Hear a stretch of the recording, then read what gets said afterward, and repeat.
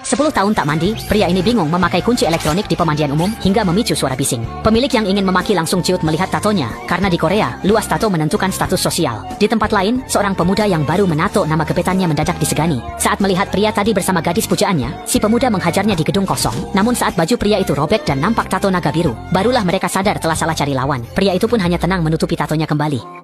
Dia membawa adiknya pergi dari Tae-sik. Padahal 10 tahun lalu Tae-sik bukan pengecut. Dia dipenjara karena tak sengaja menewaskan 1 dari 6 preman saat berkelahi. Ibu korban yang menjenguknya sadar Tae-sik orang baik, lalu memberinya buku catatan agar dia berhenti minum, berkelahi, dan menangis. Berjanji memaafkannya jika dia berubah. Tae-sik pun mencatat semua impian pasca penjara di buku yang menjadi tumpuan hidupnya itu. 10 tahun pun berlalu. Tae-sik bebas dari penjara. Masa tahanan mengubah sifatnya, dan dunia luar pun telah berubah. Ia mencari anak buah lamanya untuk memberitahu kepulangannya. Namun, mantan anak buahnya yang kini jadi bos, meski tampak hormat, diam-diam memaki dan menyuruh orang mengawasinya agar tak merebut wilayah lagi. Tae-sik lalu ke warung Choi Yi, ibu korban. Melihat Tae-sik bebas, Choi Yi sangat senang dan terus memperhatikannya. Tae-sik terus meminta maaf karena merasa bersalah. Demi menghiburnya, Bibi Choi menjadikannya anak angkat dan menjamunya dengan hangat. Adiknya merasa iri, namun senang melihat ibunya kembali bahagia sejak kakaknya tiada.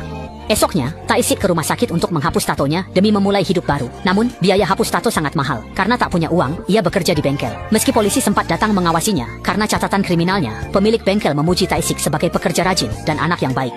Ia bahkan berhenti minum, perubahan yang sulit dipercaya. Tae-sik memakai gaji pertamanya untuk membelikan Bibi Choi sepatu kulit dan adiknya kamera impiannya. Bibi Choi terharu, dan adiknya pun menerima kakaknya kembali. Namun, saat baru saja bahagia, ada yang ingin menghancurkannya. Geng lokal bekerja sama mengembangkan proyek di kota itu, tapi restoran Bibi Choi menolak pindah. Seorang anggota dewan menjanjikan klub malam bagi siapapun yang bisa menyingkirkan mereka. Ah Wei menyanggupi, lalu membawa anak buahnya ke restoran untuk membuat keributan. Tae-sik segera menghentikan mereka. Ah Wei masuk untuk pamer, namun langsung ketakutan melihat Tae-sik dan menyuruh anak buahnya berhenti. Sebagai mantan rekan, ia tahu betapa ngerinya Tae-sik. Tae-sik mengusirnya. Ah Wei pergi tanpa keangkuhan, merasa beruntung tak jadi bertarung. Saat ditanya tujuannya, Bibi Choi bungkam karena takut Tae-sik gegabah. Malamnya, sopir anggota dewan yang dulu dilumpuhkan Tae-sik datang, namun bukan untuk mencari masalah.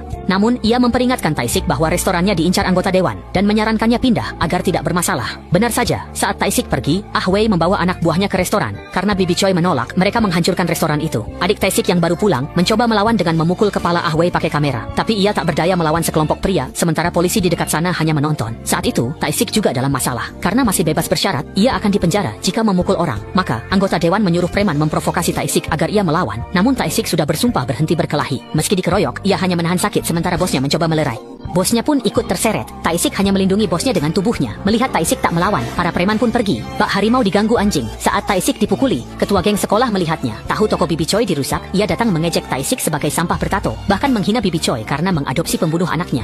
Adiknya tak sengaja mendengar bahwa Tae-sik membunuh kakaknya. Ia pun bertanya pada ibunya, mengapa mengadopsi pembunuh itu.